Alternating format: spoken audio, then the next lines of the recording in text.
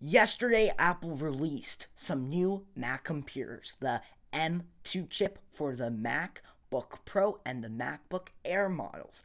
I interview content creators and live streamers, and also I'm a content creator for the last 7+ years. So today, I'm sitting down with some amazing content creators, some of my viewers, to talk about the new processors and the new Macs and see what they think. What are your thoughts on the new M2 Mac computers? Well, it's obviously the next evolution of the chip. It has more things inside of it, where the thing usually had 8, this one has 10. So it's got a bump up in specs. The speed seems like it's going to be much, much faster. It seems like it will run cooler. I'm excited about that. Yes, I think the MacBook Air could be great for streamers. Have you ever used a MacBook Air? I did use MacBook Airs for streaming way, way back when,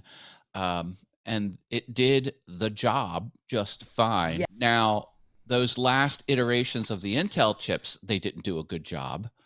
And some say that even the M1 MacBook Airs don't do a good job, although I haven't confirmed that. If you had the choice of the MacBook Air and it could do everything that you could do, would you get that? Or would you get the 14, 16 inch? What would you choose and why?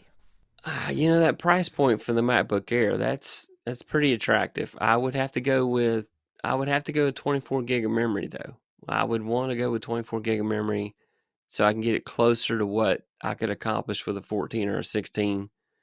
I haven't struggled with 16 gig, but every once in a while I do some virtualization with Parallels, and so it's using almost my 16 gig of memory. It hits about 12, 14 gigs, so it would be nice to have 8 gig additional.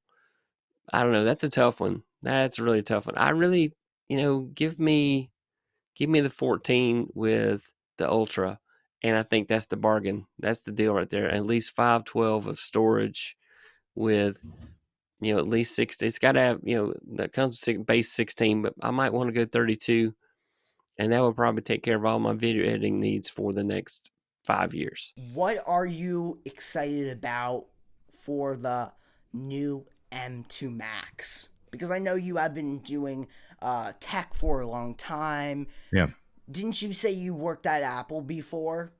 I did. I worked for Apple for about 10 years, right? I had the insane privilege of having one of those quote unquote one-on-ones with Steve Jobs, meaning that I darn near knocked a fellow down as I was coming out of Infinite Loop and I didn't see him. He was much shorter. Yeah, these new Macs that came out, they're Yeah. interesting and they're intriguing. Yes.